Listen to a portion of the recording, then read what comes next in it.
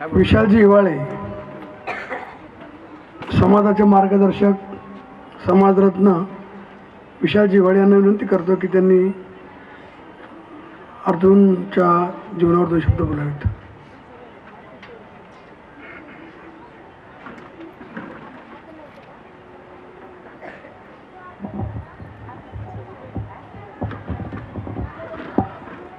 समतावादी चळवळीतील सर्व महापुरुषांना या आदरांजली सभेच्या निमित्तानं अभिवादन. अर्जुन वयाने मोठे होते, परंतु जागृतीनगरला आम्ही असताना तेव्हापासूनचा कोयबा खेळणारा पार्टनर आहे. कोयबा हा एक खेळ आहे. म्हणजे 3 गोट्या असतात, 3 आणि त्या 2 फेकायच्या, एकीने मारायचं, एक अशी गोल राऊंड असतो, गल्ली असते, असा तो एक खेळ होता. हल्लीची मुलं ते खेळत नाहीत. परंतु आम्ही लहान असताना समर्पण बिल्डिंगच्या आजूबाजूला किंवा जिथे कुठे जागा मिळेल, शीतल बिल्डिंगच्या इकडे, तिकडे आम्ही हा खेळ खेळत असायचो. अर्जुन खरात यांची गोटीला मारण्याची लकब वेगळी होती. फार वेगळ्या स्टाईलने ते मारायचे. ज्या दिवशी अर्जुन खरात यांचं निर्वाण झाल्याचं मला कळलं, त्या दिवशी तो सर्व सारीपट माझ्या डोळ्यासमोर असाच्या असा उभा राहिला. तो सारीपटच असा होता की जागृतीनगरमध्ये जे लोक आता आपल्यातून निघून जात आहेत, त्यांच्याबद्दल तो सारीपट किंवा ती जी काही आठवणांची मालिका आहे ती अशीच्या अशी उभी राहते मित्रांनो. कारण जागृतीनगरमध्ये राहत असताना आम्ही लहान होतो, बोलत नव्हतो, भाषण करत नव्हतो. परंतु नंतरच्या काळामध्ये जी माणसं मोठी झाली त्यातली बरीचशी वयस्कर झाली. अर्जुनजी खरात हे अकाली गेलेले आहेत. त्यांचं जाण्याचं वय नव्हतं. अजून ते जगले असते, समाजाला खूप काही देऊ शकले असते, संगीताच्या माध्यमातून, त्यांच्या कार्याच्या माध्यमातून. या ठिकाणी जे 2nd नंबरचे वक्ते बोलून गेले ते गोविंदजी गाडे, त्यांचे गुरु होते. त्यांना सुद्धा मी लहान असताना आमच्या जागृतीनगरच्या गल्ल्यामध्ये गटारावरती लादीकरण व्हायचं आणि त्या लादीकरणावरती बसून आपण हे गायक लोक गात असायचे. आणि त्यामागे गोविंदजी गाडे अशा मस्त स्टाईलमध्ये नेहरू सदरा घालून त्यांना गाण्यासाठी काहीतरी पुरवत राहायचे. ते गोविंदजी गाडे मला योगायोग म्हणा किंवा अजून काहीतरी म्हणा, जवळजवळ 30 ते 35 वर्षानंतर अर्जुनजी खरात यांच्या आदरांजली सभेत आज पहिल्यांदा बघायला मिळाले. इतकी वर्ष, इतका मोठा कालखंड, परंतु मी त्यांना कुठेच बघू शकलो नव्हतो. आणि अर्जुनजी खरात यांच्या आदरांजली सभेत आज त्यांना बघायला मिळालं. त्यांनी जी खंत मांडली ती वास्तव खंत आहे. इथे कोणतरी वक्ते भेगडमल कोणतरी बोलून गेले, तो एक भाग आहे. परंतु दुसराही असा भाग आहे की 3 महिन्यामध्ये तुम्हाला जी काही इन्कम सोर्स तुमचा मिळतो जयंतीच्या काळामध्ये, तो काही फार मोठा नसतो.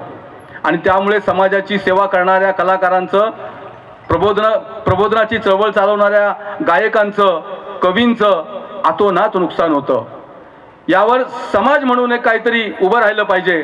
परंतु मी असं म्हणेन की याच आंबेडकरी चळवळीतल्या किंवा आंबेडकरी समाजाने ज्या माणसांना मोठं केलं, इतकं मोठं केलं की ते गडगंज श्रीमंत झाले, याच माध्यमातून प्रचंड मोठे श्रीमंत कोट्याधीश झाले, त्यांची सुद्धा जबाबदारी आहे.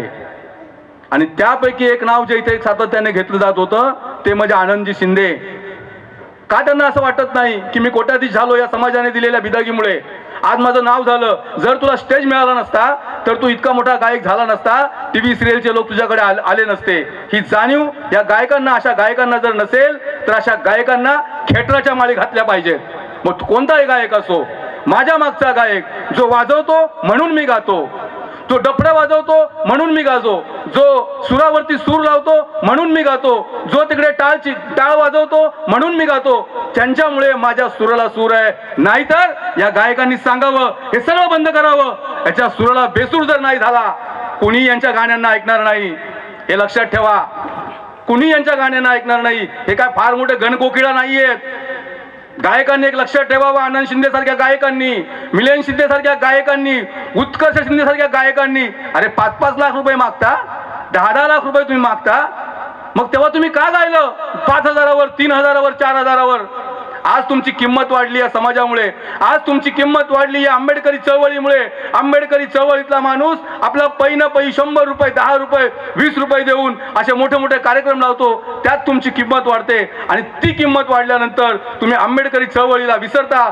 यासारखी शोकांतिका नाही. मी खुलेआम बोलतो या स्टेजच्या माध्यमातून, जे कोणी असतील आनंद शिंदे, मिलिंद शिंदेचे चेले चपेले, त्यांनी जाऊन सांगा त्यांना की समाजाचा तुमच्यावरती रोष आहे, समाज तुमच्यावरती रोष व्यक्त करतो की तुम्ही अशा पद्धतीने तुमच्या सहकारी कलाकाराबरोबर तुम्ही वागताय. ही शोकांतिका आहे. या घटनेचा मी निषेध करतो मित्रांनो. आता मी अर्जुन खरात यांच्याबद्दल थोडंफार बोलणार आहे, कारण उशीर फार झालेला आहे. अर्जुन खरात हा व्यक्ती आंबेडकरी चळवळीचा खंदा शिलेदार होता. अर्जुन खरात हा व्यक्ती भावनिक होता. अर्जुन खरात हा व्यक्ती कुटुंबवत्सल होता. अर्जुन खरात हा व्यक्ती फार हळवा होता. अर्जुन खरात हा व्यक्ती जिज्ञासू वृत्तीचा होता. या सगळ्या गोष्टी अर्जुन खरात मध्ये सामावलेल्या होत्या. आणि म्हणून एक अर्जुन खरात जागृती नगर सारख्या दुष्काळग्रस्त भागातून आलेला माणूस मोठमोठ्या गायकांना स्वर देऊ शकला, त्यांच्या स्वरांनाही अजरामर करू शकला. असा आमच्या जागृती नगर मधला अर्जुन खरात, अशा पद्धतीने वागणारा हा माणूस. मी तुमच्या माहितीसाठी सांगतो, अलीकडच्या काळामध्ये जेव्हा जागृती नगरच्या आठवणी खूप आहेत, त्या 1-2 मी सांगेलच, परंतु जेव्हा जेव्हा अर्जुन खरात जागृती नगरला यायचे, मला माहिती आहे, मला खरात मावशी बोलवून घ्यायच्या खरात ताई की अर्जुन खरात आले, त्यांना भेटायला या. बडाबाई इथे बसलेल्या आहेत, मला बोलून घ्यायचे. आणि मग मी खरात मावशीच्या घरामध्ये जायचो, त्यांच्याशी मी चर्चा करायचो, त्यांना धीर देण्याचं काम करायचो. त्यांचं एक काम होतं, ते काम मी सांगितलंय, जोपर्यंत मी आहे तोपर्यंत त्या कामाला कुणी धक्का लावू शकणार नाही. जे तुमचं आहे ते तुमचंच असेल. आणि आजही मी आदरांजली सभेमध्ये सांगतो की अर्जुन खरातचं जे माझ्याकडे काम आहे ते कुणी धक्का लावू शकणार नाही. अनेक ऑफर आल्या, मी म्हटलं नाही. मला जाणीव आहे की अर्जुन खरातने आंबेडकरी चळवळीमध्ये योगदान दिलेलं आहे. ज्या दिवशी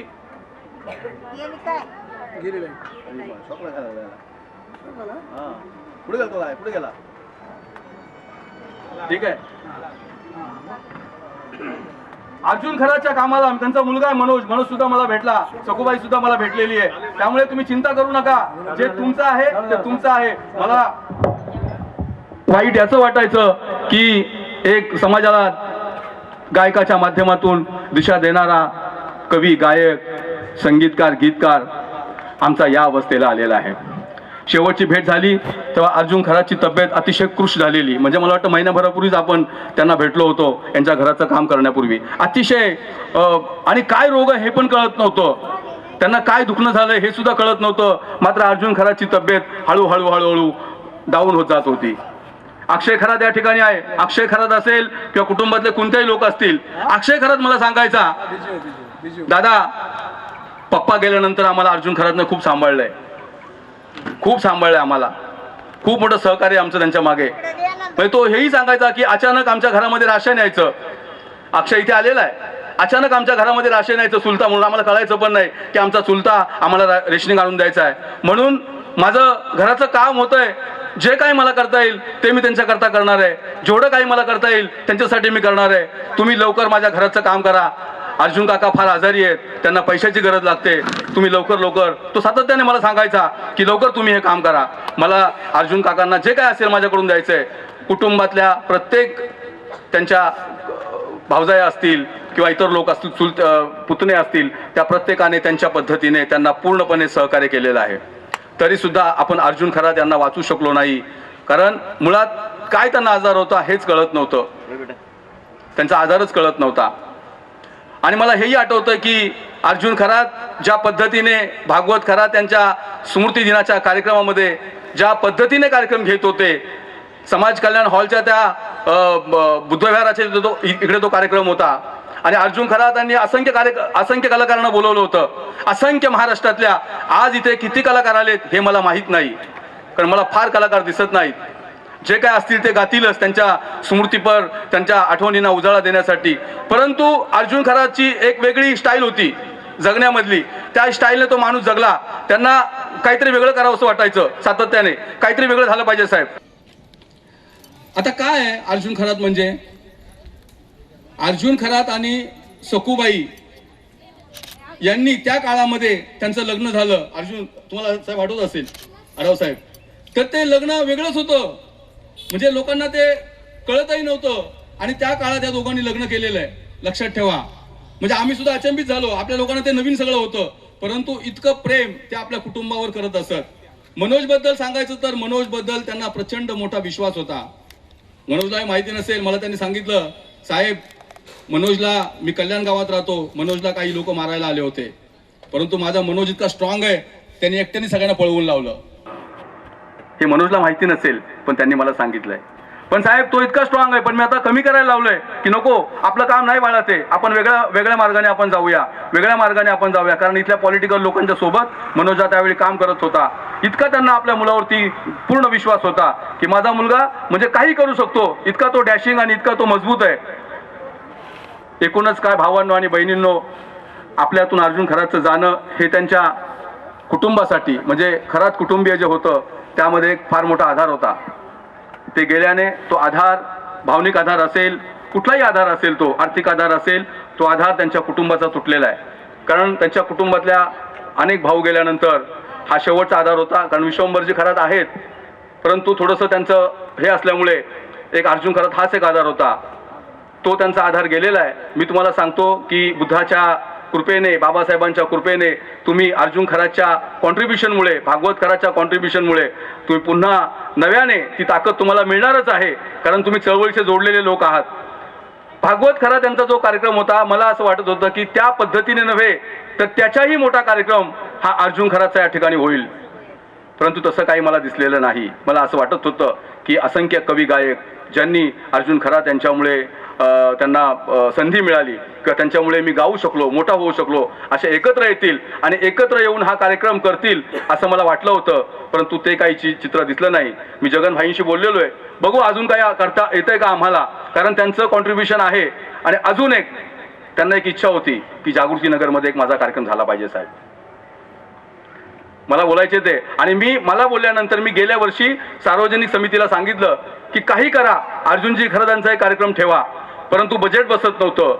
आता आपल्याकडे पण एक असं असतं, आपला माणूस आहे म्हणून कितीला पण, आणि तिकडे उत्कर्ष शिंदे असेल नाही तर आनंद खरात, त्याला आपण 10 लाख रुपये देऊ, पण आपला माणूस आहे म्हणून त्याने कमी नाहीच केलं पाहिजे. किंमत नसते आपल्या माणसाची, बोलतात ना घर की मुर्गी डाळ बरोबर, ही स्थिती आहे. त्यामुळे अर्जुन खरातला ते परवडत नव्हतं, कारण महाराष्ट्रातले असंख्य गायक आणायचे म्हटल्यानंतर मोठे मोठे गायक ते म्हणायचे की मी एका फोनवरती मिलिंद शिंदेला बोलवतो, एका फोनवरती आनंद शिंदेला बोलवतो, तुम्ही चिंता करू नका, ते मी बघेल, पण किमान एवढं तरी होऊ द्या. बरोबर होतं ते, परंतु ते काही झालं नाही. यावर्षी प्रकाश पाळेकर यांच्याशी माझं बोलणं झालं, परंतु यावर्षी त्यांची गाण्याची स्थिती मला वाटत नाही होती, त्यामुळे त्यांनी सांगितलं की आपण हे टाळूया, ते होणार नाही त्यांच्याकडून. आणि बजेटही यावर्षी जैन त्यांचं नव्हतं, तर ती त्यांची इच्छा होती. आणि शेवटचं मी सांगून जाईल, आपण जसे कांजूरमार्गला आलो तसे पहिले किंवा दुसरे अध्यक्ष हे अर्जुन खरात होते आमच्या कमिटीचे, मी ज्या कमिटीत आहे K1च्या. त्यांनी खूप चांगलं काम केलंय, मी बघितलं, पत्रव्यवहार असेल, इतर गोष्टी असतील. अर्जुन खरातनी न्यू परिवर्तन सोसायटीसाठी नंबर 1च्या बिल्डिंगसाठी खूप चांगलं काम केलेलं आहे. जे काही आमचे पैसे आणण्यापासून इतर गोष्टी ज्या आहेत, शेअर सर्टिफिकेटच्या कामं असतील, इतर कामं असतील, त्यांचं फार शिक्षण नव्हतं तरी सुद्धा त्यांनी ह्याला विचारून त्याला विचारून, मी तुम्हाला म्हटलं ना त्यांची जिज्ञासा वृत्ती होती, हे मला करायचंय, कसं करायचं, हे असं करू का, हे तसं करू का, ते तसं करू का, लगेच ते पेन वही घ्यायचे, मॅप बनवायचे, हे असं केलं पाहिजे, तसं केलं पाहिजे. ही जिज्ञासा वृत्ती फार महत्त्वाची असते, शोध घेणारी वृत्ती ती अर्जुन खरातमध्ये होती. जर अर्जुन खरात यांना थोडी ताकद, थोडं पुशअप मिळालं असतं तर निश्चितपणे, त्या मी रोखठोकपणे सांगतो, त्या आनंद शिंदे आणि मिलन शिंदेंना मागे ठेवून पुढे जाऊ शकले असते. तुम्हाला असं वाटत असेल, असं फार काही नसतो हो, फार कोण मोठा नसतो, तर ते सुद्धा जाऊ शकले असते, परंतु तो पुशअप, त्यांना ती ताकद. आणि भागवत खरात यांचं सुद्धा अकाली निधन झालं, ते सुद्धा लवकर गेले त्या अर्थाने, कारण तेव्हा अर्जुन खरात एवढे नावारूपाला आलेले नव्हते. तर जे काही झालं ते झालं. आता शेवटी बुद्धाने सांगितलंय, नथी मे शरणम अर्णम बुद्धो मे शरणम अर्णम एते न सज्ज वज्जन, जे काही सांगितलंय ते आपण आपल्या जीवनामध्ये आचरणात आणू. अर्जुन खरात यांना मी या ठिकाणी भावपूर्ण श्रद्धांजली वाहतो, त्यांना पुष्पांजली वाहतो, त्यांना स्वरांजली वाहतो, त्यांना गीतांजली वाहतो आणि या ठिकाणी थांबतो. नमो बुद्धाय.